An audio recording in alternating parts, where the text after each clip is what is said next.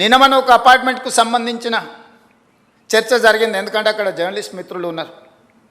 నేను కన్వే చేసిన అది 7 ఎకర్స్ ఉంది.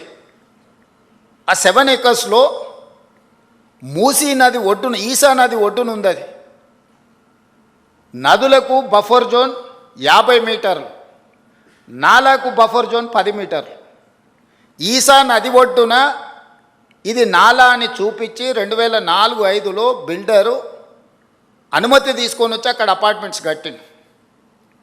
2004 తర్వాత 2012లో చట్టాన్ని సవరించి స్పష్టంగా నాలా అయితే ఎంత ఉండాలి, చెరువులు అయితే ఎంత ఉండాలి బఫర్ జోన్, నదులైతే ఎంత ఉండాలి బఫర్ జోన్, కేటగారికల్గా చట్టాన్ని మనం ఆమోదించుకున్నాం శాసనసభలో. 2012 నుంచి యాక్ట్ మనం ఇంప్లిమెంట్ చేస్తున్నాం. దాని ప్రకారం మూసా నది కానీ ఈసా నది కానీ నది ఒడ్డున 50 మీటర్ల బఫర్ జోన్, ఎవరు ఏమి కట్టడానికి వీల్లేదు. కట్టినా కూడా వాటిని తొలగించాలి. భూ యాజమాన్య హక్కులు మీ దగ్గర ఉన్న నష్టపరిహారం ఇస్తారు తప్ప అందులో ఎలాంటి నిర్మాణాలు జరగడానికి లేదు. NGT direction, supreme court directions, all constitutional authorities have decided to remove all these buffer zones. ఆ అపార్ట్మెంట్కు సంబంధించి దాదాపుగా 50% ఈ బఫర్ జోన్ 50 మీటర్ల 9 మీటర్ల సెట్ బ్యాక్ చూపించేసి ఇది నాలా అని చూపించి బిల్డర్స్ అక్రమంగా అనుమతి తెచ్చుకొని కట్టినరు. మన వాళ్ళు కొనుక్కున్నారు. అనుమతి చూసే కొనుక్కున్న వాళ్ళ గురించి నేనేం తప్పుగా చెప్పట్లేదు. అనుమతులు అన్నీ చెక్ చేసుకున్నాను. నేను ఈ మధ్యలో ప్రాజెక్టుని టేకప్ చేయాలనుకున్నప్పుడు చూస్తే మోర్ దాన్ 50% బఫర్ జోన్లు ఉన్నది. దీంట్లో చాలామంది తెలిసిన మిత్రులు ఉన్నారు. అరే వీళ్ళకి ఏదన్నా నష్టం జరిగేటట్టుంది, మనం చేయగలిగిన సహాయం చేద్దామని మా అధికారులకు చెప్పి వాళ్ళ దగ్గర పంపించి వాళ్ళతో చర్చ చెప్పిన. మరి వాళ్ళకి ఎంత చేరిందో తెలియదు. అందుకే ఈరోజు ఇక్కడ నుంచి చెప్పదలుచుకున్నా.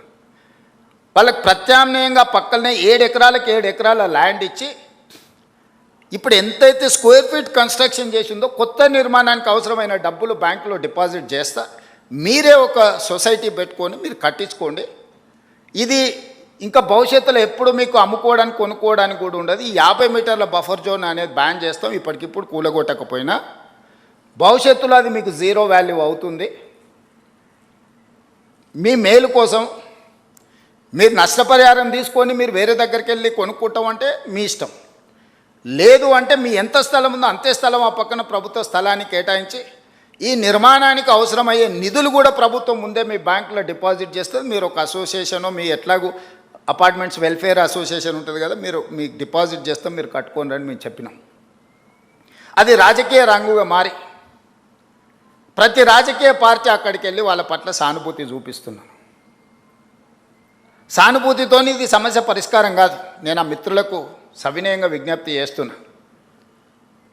50 మీటర్ల చట్టము అమల్లో ఉంది. ఆ చట్టాన్ని నేను మార్చలేను. నేషనల్ గ్రీన్ ట్రిబ్యునల్ నుంచి సుప్రీంకోర్టు వరకు ఇచ్చిన గైడ్లైన్స్ ప్రకారం ఏర్పడింది. ఆ 50 మీటర్ల బఫర్ జోన్లో ఉన్న అన్ని అపార్ట్మెంట్స్ 0 వాల్యూ, నివసించడానికి పనికొస్తుందేమో కానీ దాని ఫైనాన్షియల్ వాల్యూ 0. అట్లాంటివి మేము సేకరించి వాళ్ళకి మేలు చేసి వాళ్ళని పక్కకు తరలించి వాళ్ళకి ప్రత్యామ్నాయం చూపిద్దామని అంటే లేదు మేము అడ్డుకుంటామని రాజకీయ పార్టీలు అక్కడికి వెళ్తున్నాయి.